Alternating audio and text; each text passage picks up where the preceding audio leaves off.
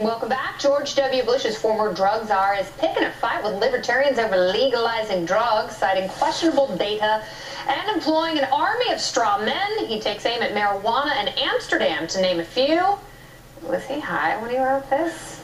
He wrote, quote, "There is evidence that in some places suicide bombers, youth warriors, child sex slaves, and even manual laborers are given drugs to keep them captive. Criminal drug dealers have long used such leverage to, quote, own their clientele."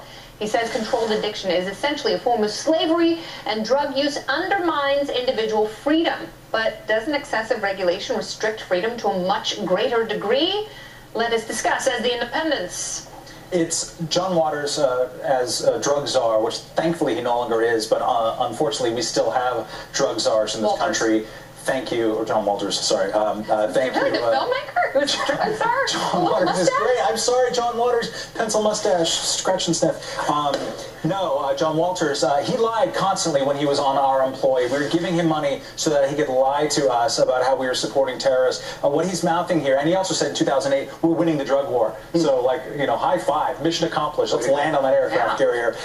The thing that he gets wrong here, among everything else, is that he talks about what happens. You know, criminal drug dealers have long used such leverage to own their clientele. You know, who's going to control the supply? They control the addict. Well, who controls the supply of alcohol? Do they own the addict? It's the liquor store. The liquor store doesn't own the addict who drinks too much alcohol. Nor does the distillery or the brewery. Nor does anybody, because you actually have a competitive market for selling things. Addicts who have product. Addiction is a terrible thing, but it's not the seller who owns anybody. It is the prohibition that creates these situations where people have a criminal relationship with their dealer.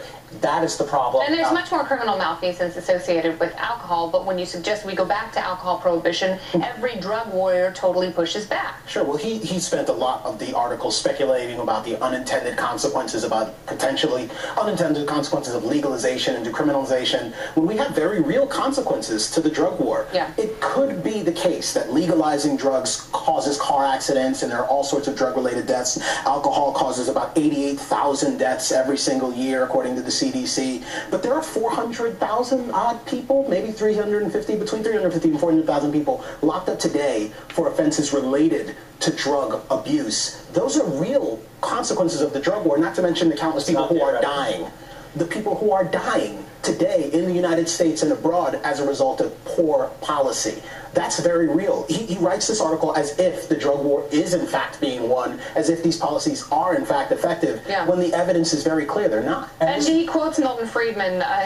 Friedman says the present system of drug prohibition does much more harm than good, but he really does nothing to refute Friedman's claim. What he does is he says the same thing that alcohol prohibition has said back in the day, 100 years ago, which is that addiction is slavery, because they want to get free will out of the equation so that enlightened people like John Walters, who is not enlightened at all, can tell you what you can and can't do. He's wrong, he's the problem. Yeah, and somehow addiction is a moral failing, which is a very different question as to whether or not drugs themselves should be illegal. And by the way, people abuse prescription drugs every day legally, and, you know, they still incorporate pernicious parenting into their miserable lives. Legalize, baby. That's the only word. All right, an honor to